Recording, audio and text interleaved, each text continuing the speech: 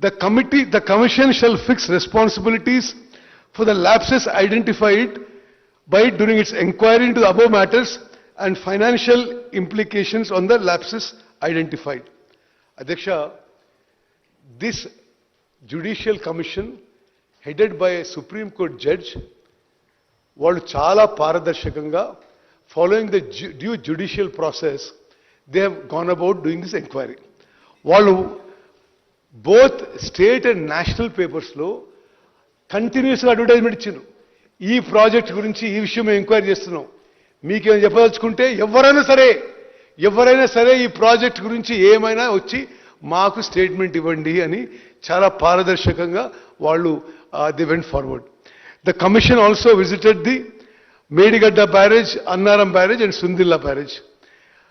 Pursuant to such public notice, affidavits have been filed by nearly 110 members, including general public, NGOs and officials. Total number of people examined was 119, including the then Chief Minister Shri K. Chandrasekhar Rao Garu, then Irrigation Minister Shri T. Harish Rao Garu, then Finance Minister Shri Etal Rajendra Garu.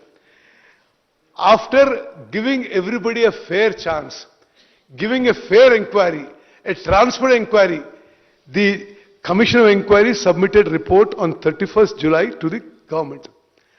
Our government, on receiving the report, immediately formed a committee of 3 senior IAS officers to study the Commission's report and submit a summary to the Cabinet. The matter was placed before the Cabinet on 4th August 25.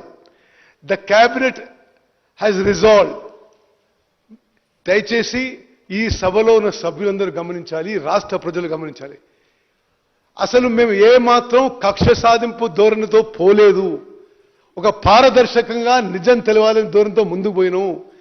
జరిగిన తప్పులు, జరిగిన నష్టం గురించి నిజం తెలవాలి అనే ఉద్దేశంతో మా ప్రభుత్వం ముందుకు పోయింది. క్యాబినెట్లో కూడా ఈ కమిషన్ రిపోర్ట్లో వెంటనే చర్యలపై ఏమీ మాట్లాడకుండా మరి క్యాబినెట్లో డిస్కషన్ చేసి ఆ తర్వాత ఇది శాసనసభలో ఈ కమిషన్ రిపోర్ట్ పెట్టి శాసనసభలో అందరి అభిప్రాయం విని we will take the next course of action, next way forward అని చెప్పి స్పష్టంగా తెలియజేయడం జరిగింది. ఒక supreme court judge led commission of ఎంక్వైరీకి ప్రతిపక్షంలో ఉన్న పెద్ద మనుషులు చేసిన తప్పు సరిపోయినట్టుగా ఒక సుప్రీం కోర్ట్ జడ్జ్ లెడ్ ఆ కమిషన్ ఎంక్వైరీని కాంగ్రెస్ కమిషన్ అంటారండి. మీరు ఏమేం మాట్లాడంటారండి? మీరు మీ వల్ల ఈ రాష్ట్రానికి శాశ్వతంగా నష్టం జరిగింది. మరి the cabinet, the speaker sir, the cabinet resolve అంటే ఏమాత్రం కక్ష సాధింపు అనే ధోరణి లేకుండా ఒక డెమోక్రటిక్ వేగా, ఒక పారదర్శకంగా, ఒక fair and neutral Vega cabinet చేసే తీర్మానం ఏంటంటే resolve to accept the report of the commission of enquiry, further resolve to place the same before assembly for discussion.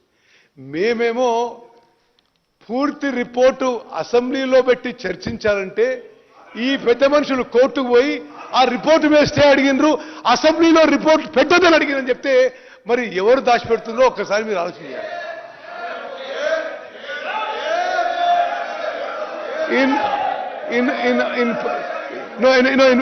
Speaker sir, let me finish. No, 1 minute. In pursuant to, no, I'm not yielding. In pursuant to the cabinet resolution, the report of the Commission of Inquiry is herewith placed with the Legislative Assembly. The summary of findings of the Commission of Inquiry, as obtained in pages 563 to 560, is laid on the table of the House.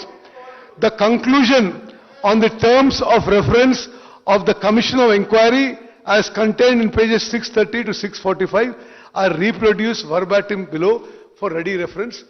And Adhyaksha, full report మేము చాలా పారదర్శకంగా అందరికీ ఇచ్చేయడం జరిగింది.